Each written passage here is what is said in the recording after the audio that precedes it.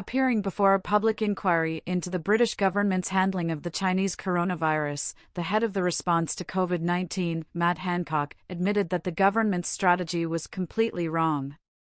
However, rather than admitting the failures of the communist Chinese-inspired strategy of locking down the country, the ex-health secretary suggested that the government should have imposed more draconian restrictions and instituted them quicker. It is central to what we must learn as a country that we've got to be ready to hit a pandemic hard, that we've got to be able to take action, lockdown action if necessary, that is wider, earlier, more stringent than feels comfortable at the time, Hancock told the inquiry according to The Guardian.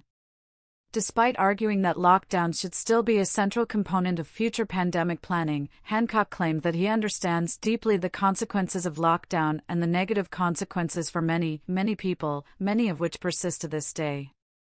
The former lockdown boss also blamed the government's pandemic preparedness strategy, which he claimed was based on a flu outbreak rather than a coronavirus crisis. Yet, the main failing of the strategy, Hancock said, was that the government was more concerned with the aftermath of the virus rather than on prevention. Can we buy enough body bags? Where are we going to bury the dead? And that was completely wrong, he said. Of course, it's important to have that in case you fail to stop a pandemic, but central to pandemic planning needs to be, how do you stop the disaster from happening in the first place? How do you suppress the virus?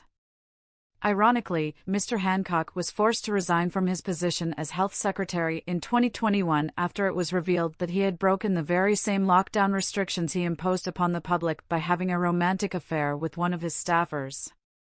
Although he was caught dead to rights on film violating the lockdown rules, and indeed his marriage vows, London's Metropolitan Police decided that they would not investigate Hancock, stating at the time, as a matter of course the police force is not investigating COVID-related issues retrospectively. This standard from the police was not kept, however, for investigations into former Prime Minister Boris Johnson during the so-called Partygate scandals, in which government officials were caught partying in Downing Street while the rest of the country was locked down.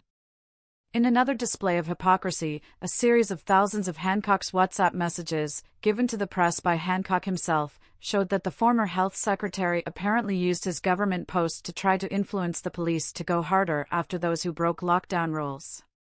Hancock was revealed to have argued in August of 2020 that the government should get heavy with police in response to the public trying to enjoy the outdoors during the summer months when the coronavirus naturally waned. The messages also revealed that he took part in discussions seeking the possible imprisonment of Brexit leader Nigel Farage for posting a picture of himself in a pub after returning to Britain from the United States, where he attended a Donald Trump rally.